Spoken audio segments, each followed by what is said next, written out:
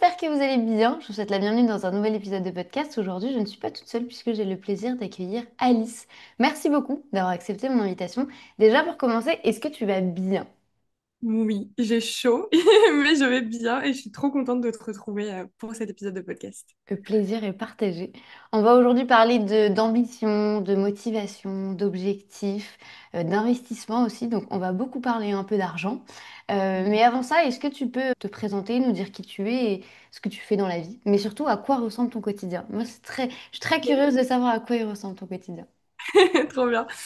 Donc, je m'appelle Alice, je vais avoir 30 ans cet été et mon métier aujourd'hui, c'est d'être coach en liberté financière. Ça veut dire que j'accompagne principalement des femmes à construire un patrimoine et des business qui travaillent pour elles au lieu de travailler pour l'argent. Du coup, l'idée, c'est vraiment d'inverser un peu le paradigme qu'on connaît où au lieu de gagner sa vie, en fait, et de travailler pour l'argent et que tout notre quotidien soit organisé autour de comment on va gagner de l'argent, on fasse la réflexion inverse de quel est le lifestyle que j'ai envie d'avoir et du Mm. coup, quelle source de revenus je vais pouvoir développer pour avoir ce lifestyle-là. Et donc, moi, j'accompagne les personnes sur ça de la définition de leurs projets à leurs investissements, la création de leur business, etc. À côté de ça, je suis également investisseuse en immobilier à titre perso et c'est ça, c'est mon parcours personnel qui m'a donné envie de transmettre et de le faire pour d'autres personnes. Et puis, sinon, actuellement, je suis digital nomade. J'ai pas de point fixe. Je bouge pas mal en France en ce moment, principalement. Et voilà, à côté de ça, je suis assez sportive, j'adore lire. Je passe beaucoup de temps dans la nature. Plus je passe de temps dans la nature, mieux je me sens aussi. Ok. Voilà. Et mon quotidien, écoute, il ressemble pas à quelque chose de très régulier.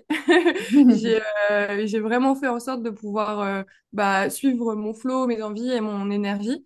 Et je m'y autorise de plus en plus, parce qu'il y a eu une phase où c'était possible, mais j'avais quand même encore le programme intégré de il faut travailler dur pour gagner son argent, il faut le mériter, etc. Là, de plus en plus, je m'autorise à kiffer en fait ce que j'ai construit et à en profiter à fond. Une journée, ça peut être une journée, là je suis à Aix-les-Bains, une journée où le matin je vais boire mon café, après je vais me balader au lac, l'après-midi je travaille une heure ou deux, et puis après je vais me balader avec mon copain ou des amis, et puis on passe une soirée. Tout comme une autre journée, ça peut être, je me réveille à 9h, je suis hyper déter et je vais passer ma journée sur mon ordi parce que j'ai plein d'idées, plein de trucs que j'ai envie de mettre dans la matière et que j'ai envie de sortir de mon cerveau pour pas oublier ou pour pas rester avec ces idées-là qui tournent.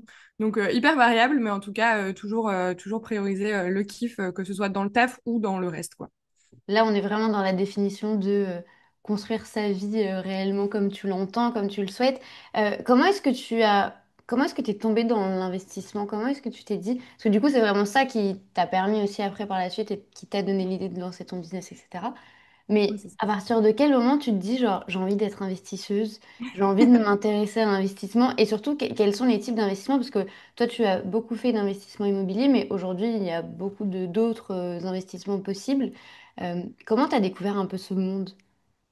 Ouais, alors il y a 10 ans, tout pile cette année, j'ai perdu mon oncle dans un accident de moto. Ok. Donc jusque-là, ça peut sembler totalement décorrélé, mais en gros, quand il est décédé, il y a deux choses qui se sont passées.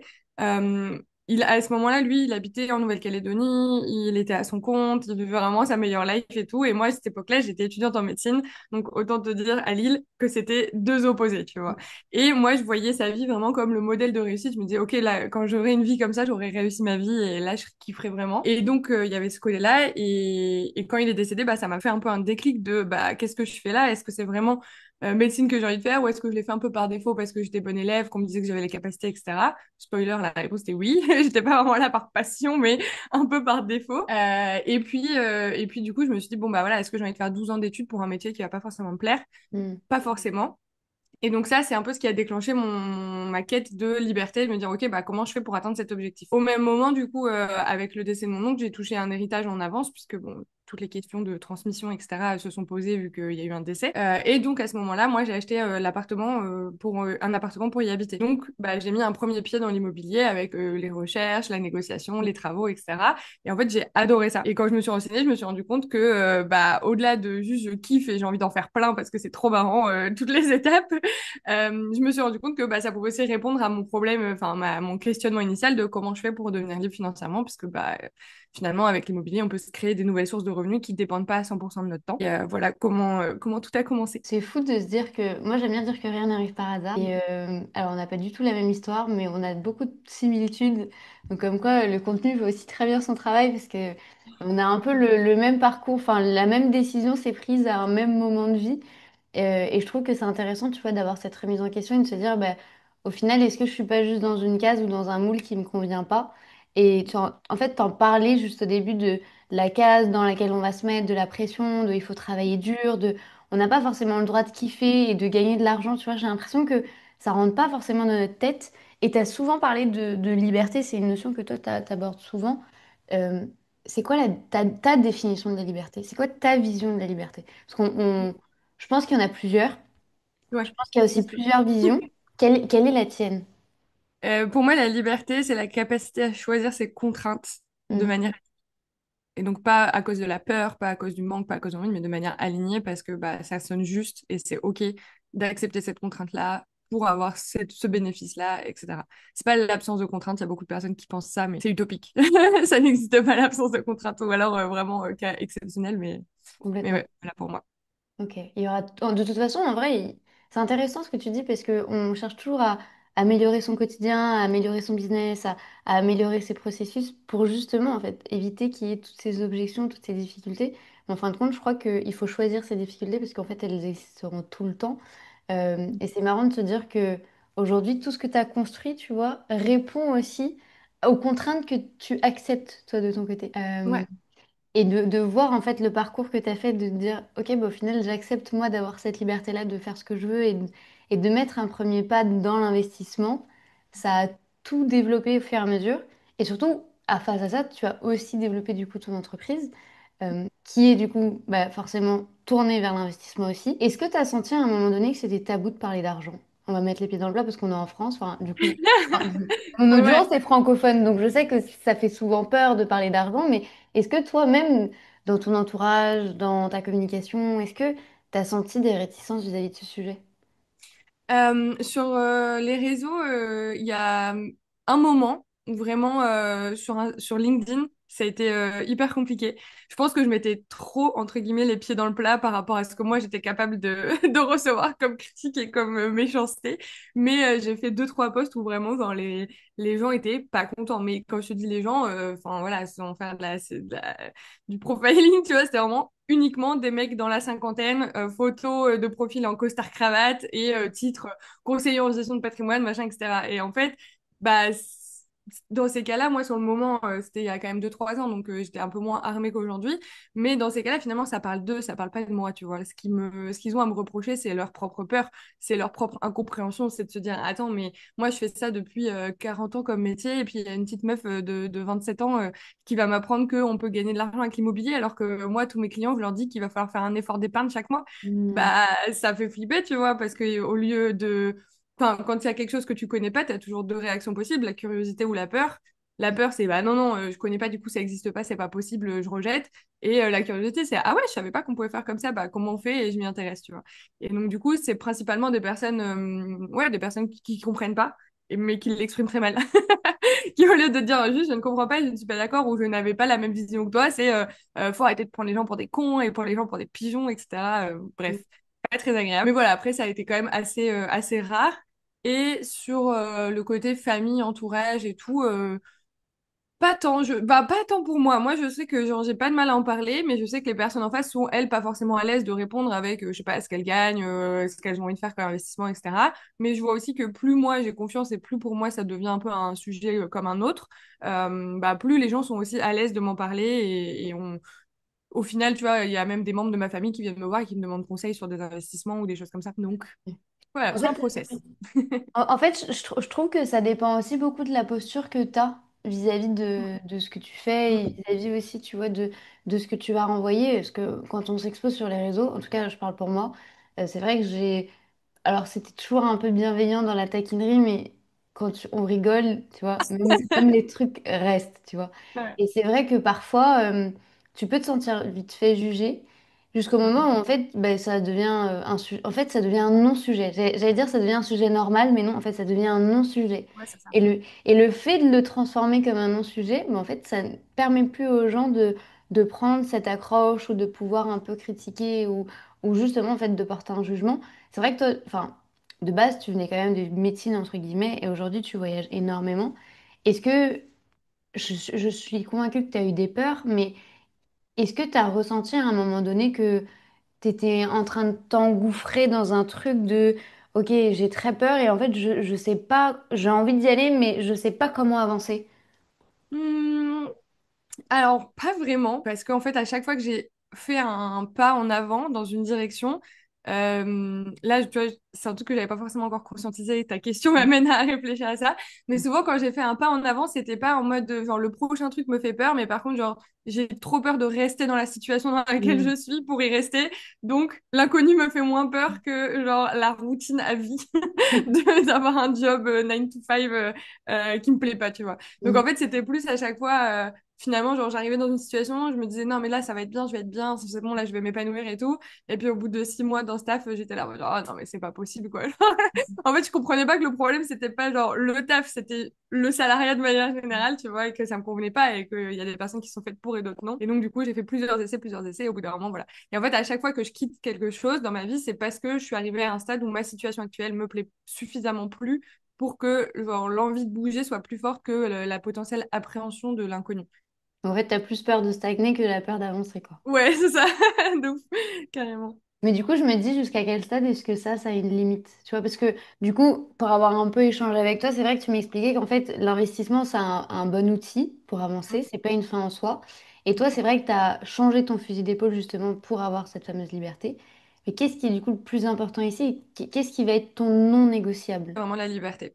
C'est Ok. tout ce qui m'empêche de choisir bah, mes contraintes, quoi, de choisir, enfin, au-delà de mes contraintes, de choisir mon quotidien et de choisir le plaisir et le kiff et le fun avant tout.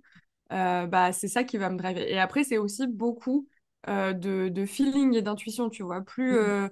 En fait, moins j'ai de contraintes extérieures, enfin, qui me sont imposées par l'extérieur, par la société, par machin, plus je peux me connecter à moi et me demander, bah, est-ce que ça, c'est OK ou pas? Et du coup, finalement, c'est devient des choix un peu, même pas forcément toujours conscients, mais juste, ah oui, bah, j'ai arrêté ça parce que c'était plus aligné, quoi. Mais c'est pas parce que, genre, ça me faisait peur ou parce que c'était too much ou parce que machin. C'était juste, bah, j'ai senti qu'à un moment, ça, c'était terminé. Et du coup, je suis passée à la page d'après où je suis partie vers autre chose. Du coup, est-ce que tu sens qu'avec ce travail d'entrepreneuriat, parce que moi j'aime bien dire que ça reste quand même un travail, parce qu'on est notre propre patron, De fou, oui. euh, est-ce que tu sens que ça t'oblige à te connaître toi-même? Tu sais, aller chercher Oui. vraiment au plus profond et te dire, genre, en fait, je veux quoi?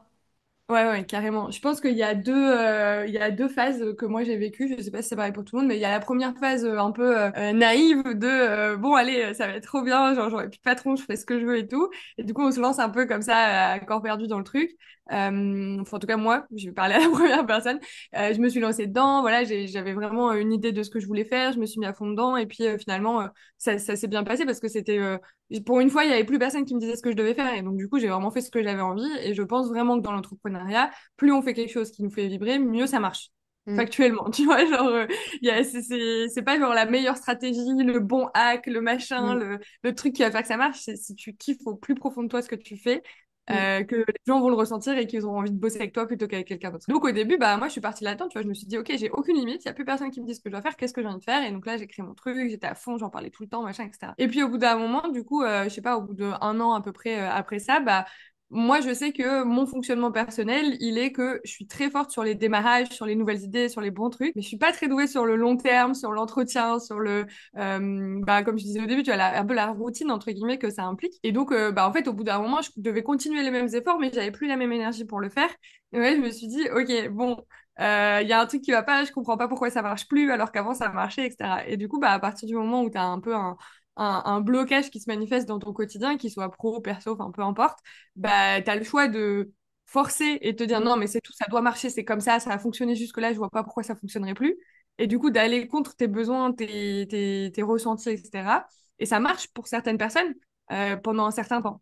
Mais après, au bout d'un moment, il y a toujours une limite à ça et il y a toujours un moment où on est obligé de se demander bah, pourquoi ça marche plus et de quoi j'ai envie à la place. Et Mm. ça, au final, je pense que plus on avance et plus on accepte ce fonctionnement-là, bah, plus cette boucle, elle est régulière. Tu vois, plus tu te poses la question régulièrement et t'acceptes moins longtemps d'être dans des phases de ça, c'est pas OK, mais c'est pas grave, je continue parce que Mm. sur le papier, ça marche. Tu vois. Complètement. Et du coup, aujourd'hui, toi, quelle est ta limite de ton parcours d'entrepreneur?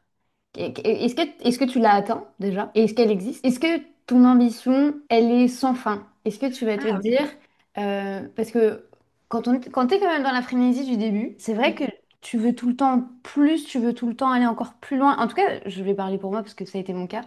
Je me disais en fait, sauter un peu d'un projet à un autre, mais toujours en lien avec ce même projet. Mm, Et je retrouve complètement ce que tu dis de la frénésie du truc de je suis passionnée, j'y vais, je passe 15 heures à travailler parce que je kiffe ce que je fais et les gens vibrent avec moi et c'est trop bien. Et bon, moi, ça n'est jamais retombé parce qu'il y a toujours des petits trucs qui arrivent et qui trucs.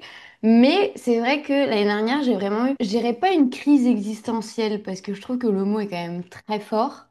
Mais j'avais construit beaucoup de choses en business, une agence avec 8 personnes, une facturation qui me dépassait. Et même moi, je me disais, mais comment c'est possible d'arriver à des stades comme ça où, bah, de base, moi, enfin, j'avais rien fait, quoi. Enfin, j'étais personne. Même, tu vois, de mettre un pied dans des grandes entreprises que tout le monde connaît et de te dire, mais ouais, mais comment j'ai fait pour arriver à ça? Et petit à petit, en fait, j'ai commencé un peu à tout remettre en question et me dire, mais ok, du coup, là, j'ai atteint l'un de mes plus gros objectifs de vie, c'est du coup d'acheter une maison, donc mon premier mm, investissement. trop Et bien. après ça, ben, en fait, il y a eu vraiment une remise en question de dingue à me dire, mais ok, j'ai atteint cet objectif. Maintenant, pourquoi est-ce que je travaille 15 heures par jour, à avoir une équipe de 8 personnes, à avoir des projets plus mirobolants les uns que les autres? Ça sert à quoi en fait? Et j'ai vraiment eu cette crise existentielle de me dire, demain, elle est où ma limite? Tu vois? Mm. Ok. Bah, moi, je pense que la réponse, elle est dans ce que tu viens de donner. En fait, c'est toujours corrélé à un objectif. Pour moi, Mm. le plus important pour garder du sens au quotidien, c'est toujours que ce soit corrélé à un objectif, quel qu'il soit, mais c'est toujours de dire, OK, je fais ça pour ça, et de savoir toujours pourquoi tu fais les choses, tu vois. C'est toujours le start with why, tu vois. C'est Mm. pourquoi tu fais ça, et le pourquoi tu fais ça, il peut être perso, donc un objectif personnel, d'acheter une maison, de déménager, de pouvoir être digital nomade, peu importe, etc. Ou il peut être à un autre niveau de impacter le monde, transmettre une connaissance, etc. Mais c'est toujours, en fait, pourquoi tu le fais et par rapport à pourquoi tu le fais, bah, comment tu dois le faire. Mm. Potentiellement pour acheter une maison parce que c'est un certain budget, il faut prouver des choses à la banque, machin, etc. Bah, tu vas devoir mettre des efforts de ouf pour faire tes preuves parce qu'il y a un avis extérieur à donner. Ok, fine, tu vois, et c'est parce que c'est hyper important pour toi d'acheter ta maison que tu vas le faire et que tu vas avoir aucun regret de l'avoir fait. Par contre, après, justement, une fois que tu as atteint cet objectif-là, c'est se poser la question de, ok, bah, c'est quoi maintenant, tu vois, mon driver, mon nouveau driver? Et par rapport à ce nouveau driver, peut-être que bah, aujourd'hui, c'est juste kiffer ta vie. Et Mm. du coup, si l'objectif, c'est kiffer ta vie, bah, quel moyen tu mets en face?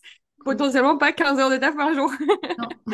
Et du Mm. coup, pour moi, c'est ça. La limite, c'est toujours de savoir pourquoi on fait les choses et d'aligner ses actions à pourquoi on le fait. Mm. Et aujourd'hui, toi, est-ce qu'à un moment donné, tu as décéléré? Est-ce qu'à un moment, tu t'es Ouais. dit, en fait, là, je sais plus trop derrière quoi je cours? Ouais. Bah moi je l'ai eu et je l'appellerais bien une crise existentielle. Il n'y a pas de souci. Ou l'année dernière, bah en juin, donc ça va faire un an, je me suis séparée. Ça a été une séparation très compliquée. C'était très relation très toxique. Enfin, on était vraiment genre dans du très compliqué émotionnellement. Donc déjà, bah forcément, avant ça même, ça n'allait pas trop bien dans mon couple au quotidien. Ça me prenait beaucoup d'énergie. Donc j'ai un peu, bah, j'avais du mal à me concentrer, j'avais du mal à bosser, etc. Après, il y a eu la rupture, ça a été encore un pic. Donc Mm. pendant ce moment-là, j'ai vraiment coupé du boulot parce que je devais m'occuper de moi, en fait. Et ça, c'est aussi une liberté, c'est de pouvoir choisir de, de couper sur un truc pro parce qu'il y a du perso à gérer. Et ensuite, j'ai choisi de quitter l'île sans savoir où j'allais m'installer. Donc du coup, je passais de j'ai ma maison, mes habitudes à Lille où je vis depuis 10 ans à je suis digital nomade et je sais pas trop où j'habite, mais bon, j'ai un van donc ça va. Je m'arrange. Et puis à ce moment-là, donc à peu près à la même période, j'ai rencontré tout un nouveau cercle de personnes Mm. dans l'entrepreneuriat, hyper cool, très good vibes, etc., que je n'avais pas du tout avant. Avant, j'avais deux, trois potes entrepreneurs, un peu à droite, à gauche, mais voilà quoi, c'était pas un truc au quotidien pour moi d'être entourée et soutenue d'entrepreneurs. Et là, ça, c'est arrivé aussi. Et donc, en gros, il y a eu un énorme changement de paradigme dans ma vie et de, ok, bah en fait, là, j'ai une nouvelle page blanche à écrire parce que bah j'ai plus de mec, plus de maison, plus de lieu de domicile fixe, tu vois, genre vraiment, qu'est-ce que je veux faire de ma vie? Et là, à ce moment-là, j'étais vraiment en boucle dans ma tête, genre du matin au soir, j'étais là, mais où est-ce que je veux habiter? Mais où est-ce que je veux vivre? Mais qu'est-ce que je veux faire de ma vie? Et donc, ça a été vraiment une phase hyper compliquée. Mais à ce moment-là, j'ai vraiment tout coupé et j'ai profité à fond du coup d'être dans ce lieu. C'est un lieu qui s'appelle la Maison des Créateurs près de Bordeaux, où pendant un mois, j'étais entourée de plein d'entrepreneurs et du coup, j'avais plein de conversations, je discutais de plein de choses, etc.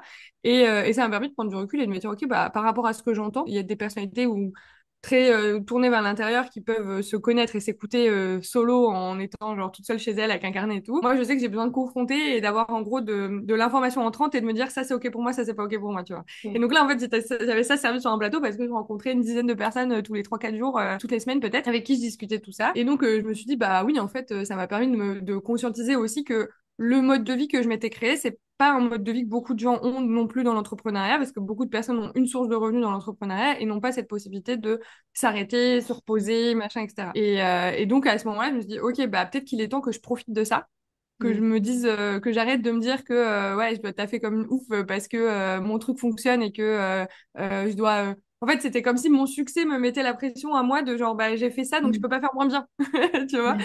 Et en Ouais. fait, bah finalement, factuellement, avec les fluctuations, tout ce qui s'était passé dans ma vie, bah je faisais moins bien et du coup j'étais frustrée. J'étais en mode non, mais je comprends pas, je fais la même chose, mais ça marche plus et tout. Et donc, on était revenu dans cette boucle de, ok, il y a un truc qui bloque, bah, pose-toi les bonnes questions de est-ce que tu fais Mm. les bonnes choses pour arriver au bon endroit. Et donc là, bah, c'est là où, ouais, fin d'année dernière, fin 2024, j'ai décidé que, bah, ouais, en fait, c'était OK de pas vouloir faire un x2 sur Mm. mon chiffre d'affaires. Non, niveau timing, je me trompe un peu. Fin d'année 2024, du coup, dans l'euphorie de tous ces entrepreneurs inspirants, etc., je me dis, OK, bah, en fait, je vais faire un x2 sur mon CA de ma première année, sur ma deuxième année. Et donc ça, c'est toute fin 2024. C'est un peu mon objectif de 2025.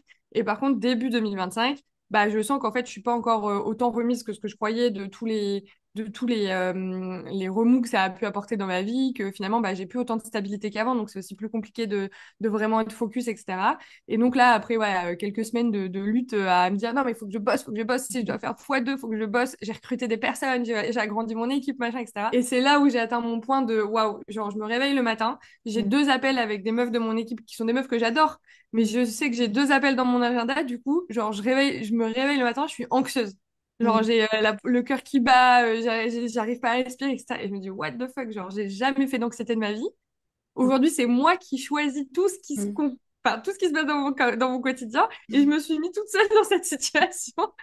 Et donc, c'est là où je dis, OK, stop. En fait, j'arrête tout. Je veux pas faire x2. Je veux faire la même chose, mais avec moins d'efforts. Si j'étais capable de le faire une fois, je serais capable de le refaire une deuxième fois. Mais maintenant, je sais comment je peux améliorer, etc. Et donc, en fait, bah, j'ai finalement, je suis revenue en arrière sur mes objectifs ambitieux qui étaient de faire, du coup, je crois que ça représentait 250 000 euros de chiffre d'affaires. Je me dis, bah non, c'est OK. Genre, on va arriver à 150 et c'est très bien. Déjà, c'est ouf, en fait. Et déjà, c'est aussi se dire, pourquoi plus, quoi? À quoi ça m'aurait servi? Complètement. En fait, je trouve que c'est tellement une question que peu de gens se posent, de se dire, mais en fait, pourquoi est-ce que je vais le faire? Et Mm, quelle est la motivation derrière? Tu expliquais que du coup, tu as réduit tes objectifs.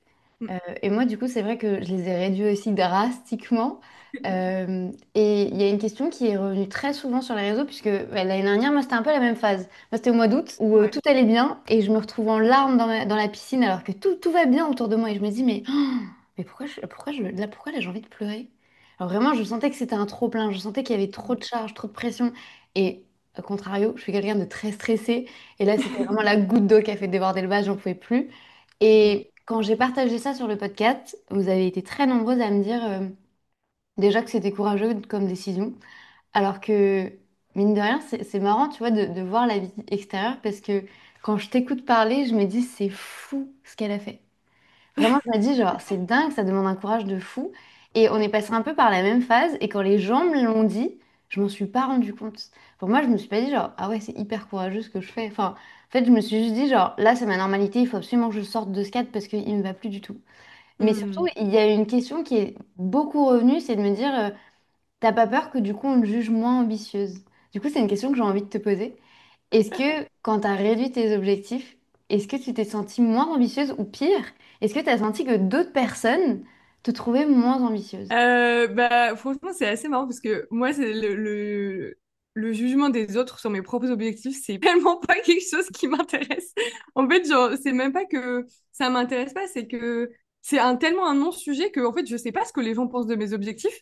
Hmm. Et pour moi, ça les regarde tellement pas, genre, mes objectifs, que, bah, en fait, j'accorde aucune valeur à ce qu'ils en pensent ou ce qu'ils en pensent pas. Ils connaissent pas mon quotidien, ils savent pas que, bah, moi, mon business, c'est un parmi les autres. J'ai un autre business, j'ai trois biens immobiliers à gérer, j'ai une vie à vivre. Donc, ouais, mon business, enfin, c'est une petite partie, tu vois, c'est pas ma vie. Et donc, pour moi, leur jugement, il a littéralement aucune valeur puisqu'il est basé sur le petit bout de l'iceberg qui ressort et que eux, ils voient sur les réseaux sociaux. Donc ça, c'est vraiment pas un sujet pour moi. Par contre, pour moi, de moi à moi-même, bah, en fait, c'était vraiment de me dire, OK, bah, est-ce qu'aujourd'hui, genre, ça a été vraiment tellement difficile pour moi à Mm. ce moment-là où j'ai dû prendre cette décision-là. Et euh, c'était tellement pas une décision genre qui était obvious pour moi, tu vois. Genre j'étais vraiment genre je comprends pas, je sais pas ce que je dois faire, peut-être qu'il faut que je fasse plus d'efforts, peut-être qu'il faut que je refasse un lancement, peut-être que et en fait genre c'était tout l'inverse, tu vois. Et le jour où je me suis rendu compte de ça, c'est parce que vraiment on était arrivé à un stade où financièrement, tu vois, genre j'avais des équipes mais j'arrivais pas à faire rentrer du monde parce que moi, j'arrivais pas à faire les efforts qu'il fallait. Mes équipes, elles étaient, et ça c'était peut-être une erreur, mais elles étaient sur des coûts, sur des postes qui n'étaient pas des postes qui faisaient rentrer de l'argent. Tu Mm. vois, elles n'étaient pas sur des jobs de sales ou des trucs comme ça. Donc en fait, elles étaient là, mais si moi je faisais pas le taf de faire rentrer des gens, bah fallait quand même que je les paye, tu vois. Et donc du coup, en fait, je voyais chaque mois ma trésor descendre, descendre, descendre, et ça créait en plus un stress financier de mais qu'est-ce que je fais, tu vois? Genre, je suis vraiment en train de faire de la merde. Et du coup, quand c'est arrivé, bah je me suis même pas posé cette question d'ambition. C'était juste, enfin, Mm. ce serait peut-être abusé de dire de la survie, mais limite, c'était, en fait, genre juste, c'est impossible pour Mm. moi de continuer comme ça.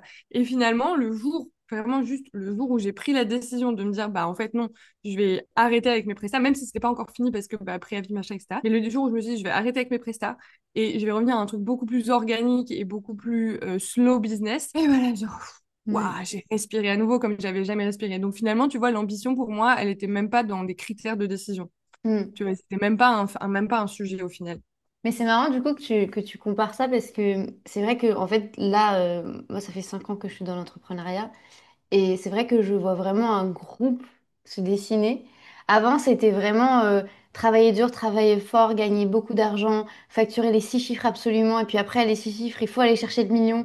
Tu vois, il y avait vraiment cette frénésie du truc de, allez, on y va, encore plus loin. Et quels que soient les coûts, quels que soient les efforts que tu vas mettre, l'énergie, tu y vas quand même.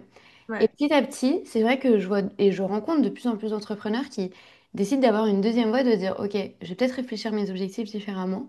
Et même si je gagne moins, si je vais bien et que j'arrive à prendre soin de moi, c'est plus important en fait. Tu vois? ouais, de fou. Je pense qu'on a pendant longtemps été dans une phase du sacrifice. Genre, faut sacrifier des choses pour réussir. Et en fait, enfin, sans rentrer dans beaucoup de détails, mais il y a énormément de choses qui rentrent en jeu là-dedans. Déjà, nos grands-parents, ils devaient travailler de fou pour survivre, tu vois. Et en Mm. fait, nous, on arrive dans une phase. Et je dis nos grands-parents, mais en fait, nos grands-parents et jusqu'aux générations, enfin, jusqu'à la première forme d'humain où, en fait, si tu travaillais pas pour te nourrir, machin, etc., bah, tu mourrais, tu vois. Et en Ouais. fait, nous, on arrive dans une phase où on est hyper chanceux de pouvoir réduire nos efforts tout en gardant le même niveau de vie, ou alors pas forcément réduire les efforts, mais faire des choses qui nous coûtent moins à nous et qui nous passionnent et qui nous font kiffer, etc. Mm. Nos grands-parents, arrière-grands-parents, ils n'avaient pas ce choix-là, quoi. Ils travaillaient au champ, enfin, c'était chiant, c'était toute la Mm. journée, c'était physique. Je pense qu'il y a des exceptions de personnes qui adoraient ça, mais voilà, ils devaient vraiment être dans l'effort constant. Et aujourd'hui, avec Internet, les réseaux sociaux, machin, etc., enfin, tout ce qu'on a à notre disposition comme nouveaux outils, bah, on est capable déjà de savoir beaucoup plus ce qui nous plaît, de nous poser la question de ce qui nous plaît, parce que nos grands-parents et grands-parents, on leur posait pas la question, qu'est-ce que tu veux faire Mm. quand tu seras plus grand? C'était genre, bah, ton père est fermier, tu seras fermier. Genre, voilà. Mm. Donc, on a plus la capacité de se poser des questions. Et au final, aujourd'hui, pour moi, en fait, enfin, c'est vraiment un ensemble de plein de choses, mais il y a aussi tout un truc de culpabilité judéo-chrétienne qui a été instauré. Et en fait, genre, vraiment, tu vois, c'est au plus profond de nous, puisque la religion, elle fait partie du quotidien en France depuis si longtemps, la religion chrétienne en tout cas. Et tu lis la Bible, tu te dis, enfin, genre, t'as pas le droit d'être heureux, quoi. Limite, tu vois. C'est Ok. très gros raccourci, genre, c'est pas ça, mais tu Non, vois. mais complètement. Et c'est des poids qui pèsent sur nous de manière inconsciente. Donc, on peut pas. Enfin, tu vois, il y a tout ce qui est loyauté familiale de bah oui, mais mes grands-parents, ils ont travaillé dur, je peux pas me permettre, moi, de me la couler douce. Ou mes parents même, hein, parce que nos parents, ils sont encore dans la phase de transition de. Ils auraient pu et ils pourraient Mm. aujourd'hui, mais encore une fois, ils sont encore trop habitués à un autre système.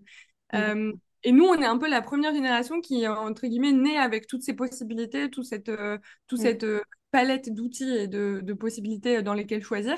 Et on n'est pas encore totalement en mesure Mm. de faire ces choix-là parce que plein d'historiques. Mais du coup, nous, voilà, c'est les personnes qui vont plus vers du bah ouais, slow business, etc. Bah, c'est parce qu'on s'est dit, bon, bah en fait, il y a une opportunité à prendre et Mm. allons vers ce côté-là parce que ça nous plaît. Après, ça plaît pas à tout le monde. Il y a des personnes qui ont envie de travailler à fond, qui sont très heureuses dans le CA. Enfin, il y a de tout. Et aujourd'hui, l'avantage, c'est que il y a de tout pour satisfaire tout type Mm. d'envie et de besoin. Complètement. Et d'ailleurs, même pour aller au-delà même de cette réflexion-là, c'est vrai que, en fait, ne passez pas de tout noir à tout blanc. Moi, j'ai travaillé Ça. 15 heures par jour jusqu'à ce que quelqu'un me dise, en fait, tu te rends compte que tu es l'esclave de ton business. Pour après, petit à petit, faire tout ce cheminement d'objectifs, de comprendre justement cette ascension et de me dire, OK, pourquoi est-ce que je fais ça? Je suis redescendue, mais genre, je suis redescendue à 2 heures de travail. Et du coup, en fait, Mm. ben, c'était pas forcément adapté à ma personnalité parce que, très clairement, durant la journée, on va se le dire, je me faisais chier. En fait, je me disais, non, là, je m'oblige à pas travailler. Et du coup, je m'obligeais. Mais tu vois, quand c'est une passion, quand c'est quelque chose qui te drive et que tu kiffes, en fait, tout le monde te dit, ouais, mais il faut que tu te reposes. Oui, mais en fait, moi, si j'aime ce que je fais, ben, au lieu de Ouais. travailler 15 et au lieu de travailler 2, ben, je vais peut-être travailler 5 ou 6 et moi, ça va très bien me convenir. Donc, mais après, encore une fois, c'est cyclique.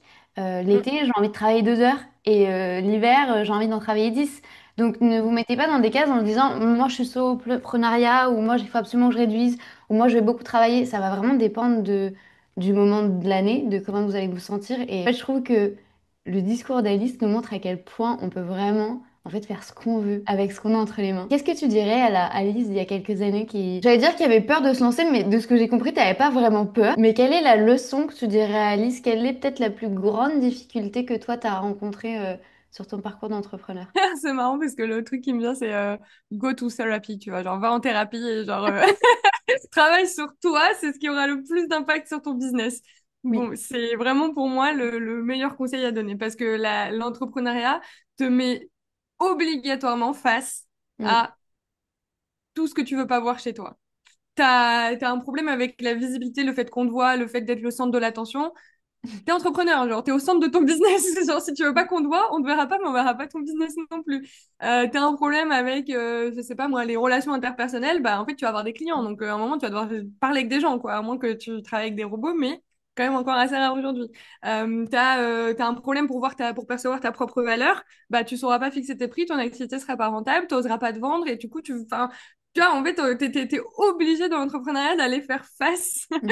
à tes ombres et aux trucs que tu as chez toi et qui, quand tu es finalement dans un modèle salariat ou dans tous les cas, tu as ta paie à la fin du mois, peu importe, et bah en fait, ça peut être déguisé ou ça peut être juste des petits trucs un peu désagréables au quotidien dans ton job, mais c'est pas ça qui va faire que tu seras pas payé à la fin du mois. Donc, finalement, on s'en accommode un petit peu. Mais Mm. une fois que bah en fait ton succès repose sur toi et toi seul, bah t'as pas le choix que d'aller faire le taf quoi. C'est si vrai. Vraiment, tu viens de me mettre une claque mindset, c'est tellement vrai. Alors attention, moi, bien entendu que tu en as complètement conscience, et moi, ça fait 3 ans que je suis en thérapie et j'en parle très régulièrement et j'ai pas du tout honte de le dire. Mais c'est vrai que c'est pour ça que je te demandais tout à l'heure la connaissance de soi. Est-ce que tu as eu l'impression que tu avais dû aller puiser au plus profond? Et si vous bloquez, s'il y a un truc qui vous met mal à l'aise, s'il y a un blocage sur le papier et que après en pratique vous n'arrivez pas, ne cherchez pas la meilleure stratégie, ne cherchez pas la petite astuce qui va faire que, cherchez vraiment dans vous. Ça peut paraître très bateau dit comme ça, et je m'en rends compte quand je le dis, mais en fait c'est tellement la vérité parce que tout va dépendre de vous. En entrepreneuriat, vraiment, en fait, vous êtes le moteur d'absolument toutes les décisions, de tous les objectifs. Donc si tu sais pas Ouais. où tu vas, bah tu sauras pas comment est-ce que tu veux y aller. Et sans objectif, bah, tout va t'aller aussi. Donc en fait, tu vas complètement te perdre. Et c'est là où je pense que la crise existentielle arrive aussi, tu vois, de plein fouet, de te dire merde. En fait, j'ai trop suivi le mouvement et je me suis jamais écoutée. Ouais, je pense que tu trouves que c'est bateau de le dire parce que tu l'as vécu Ouais. et que du coup maintenant ça te semble évident, mais je pense qu'il y a beaucoup de personnes qui nous écoutent Mm. qui peuvent aussi avoir le même déclic de bah oui en fait, tu vois. Complètement. Et je pense que moi ça c'est aussi pour ça que tu vois, dans l'accompagnement que j'offre à mes clientes, la première étape, on va pas investir, on va pas faire un plan d'action, on va pas aller chercher à créer un business. Il y a une énorme phase de on va travailler sur tes croyances limitantes, ta relation à l'argent à ton niveau, mais aussi à un niveau transgénérationnel, parce que au-delà de ce que nous, on a comme croyances, comme blocage, etc., il y a aussi tout ce qu'on hérite de nos parents, nos grands-parents, etc. Quand je disais tout à l'heure, les grands-parents qui ont travaillé dur toute leur vie, bah, en fait, c'est des choses qui sont en limite encodées dans notre ADN de ah bah oui, il faut travailler dur pour gagner sa vie. Et toutes ces choses-là, en fait, c'est un ensemble de plein de petits trucs qui composent, enfin, qui influencent qui on est aujourd'hui plus notre propre expérience, nos propres trucs. Et en fait, tant qu'on va pas les voir, c'est toujours des choses contre lesquelles on va lutter. Et Mhm. en psychologie, on dit il y a 5% de notre vie qui est dirigée par notre conscient. Donc, ce qu'on est capable de dire, de conscientiser, de ce dont on se rend compte et ce qu'on a dans notre mental et notre force, Mhm. notre discipline, toutes ces choses-là. Mais il y a 95% qui sont dirigés par l'inconscient. Donc, tout ce dont on n'est pas conscient. Donc, des trucs très bêtes comme le fait de respirer. Le respirer, on le fait inconsciemment. Et heureusement qu'on ne doit pas à chaque fois penser, ah, j'inspire. ah, j'expire toute la journée, sinon on ferait pas grand-chose d'autre. Donc ça, c'est un mécanisme inconscient. Mais dans les mécanismes inconscients, il y a aussi bah, toutes les blessures qu'on a pu avoir, qu'elles soient conscientes, inconscientes, tous les traumas qu'on a eu. Et quand je parle de trauma, c'est pas forcément un gros accident de voiture ou un truc comme ça. Ça peut être, on est enfant et puis on demande de l'attention et on la reçoit pas. Et bah, Mm. du coup, ça crée une petite blessure à l'intérieur de nous, émotionnelle, de bah, je mérite pas l'attention. Et du coup, le je mérite pas l'attention, quand on vient de, quand on devient entrepreneur, c'est oui, bon, de toute façon, ce que j'ai à dire, ça intéressera personne. Mm. Et du coup, bah, c'est que des choses comme ça et plein de micro-trucs qui nous sont arrivés quand on était enfant, qu'aujourd'hui, en tant qu'adulte, on voit comme des non-faits parce que ouais, bon, c'est pas grave. Bah, en fait, quand on est enfant, on n'a pas du tout la même sensibilité et on n'enregistre pas les infos de la même manière. Et du coup, bah, ça crée des trucs Mm. beaucoup plus importants que ce qu'on peut croire.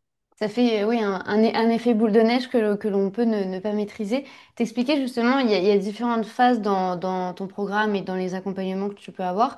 S'il y a des femmes ou même des entrepreneurs qui nous écoutent, qui ont envie ou de changer de vie ou de sortir justement de cette boule de neige dans laquelle elles se sont mises, non pas parce que c'est de votre faute, mais parce que vous avez suivi le flow et qu'aujourd'hui vous avez envie de vous réécouter et se dire, bon, ben, je veux gagner de l'argent peut-être de manière plus simple, avec peut-être un peu moins d'efforts, mais de le faire de manière complètement consciente. Est-ce que tu peux nous expliquer un peu comment fonctionne la partie de l'investissement et comment est-ce qu'on peut travailler avec toi? Ouais, avec plaisir. Pour moi, l'investissement, bah, comme je te disais tout à l'heure, c'est vraiment toujours partir d'un objectif. Même dans l'investissement, tu vois, avant de te dire bah, dans quoi j'investis, qu'est-ce que j'achète, à quel moment, etc. C'est moi, ma vision, en tout cas, tout le monde ne fait pas comme ça, mais ma vision, c'est d'abord te dire, OK, bah, qu'est-ce que ça va te permettre et qu'est-ce que tu as envie que tout ça te permette. Et donc, moi, la deuxième étape, après le gros travail sur le mindset, dégager le je le mérite pas, j'y arriverai pas, le machin, etc. Parce que si tu fais l'étape dont je vais parler juste après sur cette base-là, bah, c'est déjà biaisé et ça va être beaucoup moins efficace. Mais du coup, la deuxième étape, c'est de définir moi, ce que j'appelle ta vie libre. Donc, si l'argent n'était plus une contrainte, comment tu vivrais ta vie? Qu'est-ce que tu ferais? Où est-ce que tu habiterais? Comment seraient composées tes journées? Comme tu disais tout à l'heure, toi, finalement, tu as trouvé que ton équilibre, c'était 5 heures par jour. C'est pas zéro, c'est pas genre les doigts de pied en éventail. Et finalement, dans mes clientes, il y a aussi peu de personnes qui sont comme ça parce qu'en fait, on a des meufs passionnées, on a des choses à transmettre et on n'a pas envie juste de se planquer et de rien faire. On a un message à faire passer, des connaissances à transmettre et voilà. Et du coup, bah, pour certaines personnes, ça peut être 5 heures par jour. Pour certaines personnes, ça peut être avoir un pic de 3 mois où je travaille à fond et puis après un pic de 3 mois où je travaille plus du tout. Enfin, Mm. toutes ces choses-là, c'est hyper précisément décrire à quoi ressemblait ta vie si l'argent n'était pas un sujet. On dit que l'argent, il tombe, enfin, limite, il tombe du ciel, tu vois. Genre, c'est pas toi qui gères ce sujet-là dans ta vie. Qu'est-ce qui se passe? Et donc ça, c'est la première étape. La deuxième étape, c'est, OK, bon, maintenant qu'on est arrivé, qu'on a notre vie de rêve et qu'on sait si l'argent n'existait pas ou l'argent n'était pas un sujet, comment on vivrait notre vie. L'étape d'après, c'est chiffrer. Et là, c'est de te dire, OK, là, j'étais vraiment dans mon énergie très yin, la créativité, l'intuition, le feeling, les émotions, etc. Bon, bah là, hop, on va faire appel à notre énergie plus yang pour venir mettre de la structure là-dessus, du concret et revenir dans un monde plus matériel de, bah, factuellement, qu'est-ce qu'il me faut pour vivre cette vie-là? Et là, encore une fois, tu vois, c'est juste bah, prendre tous les trucs que tu as mis dans ta vie idéale et te dire, bah, ça me coûterait tant par mois, ça me coûterait tant par mois, ça me coûterait tant par mois. Donc, ça peut être ton logement, ça peut être, je sais pas, si dans ta vie idéale, tu as dit que tu te faisais masser une fois par semaine, bah, ça coûte combien de se faire masser une fois par semaine?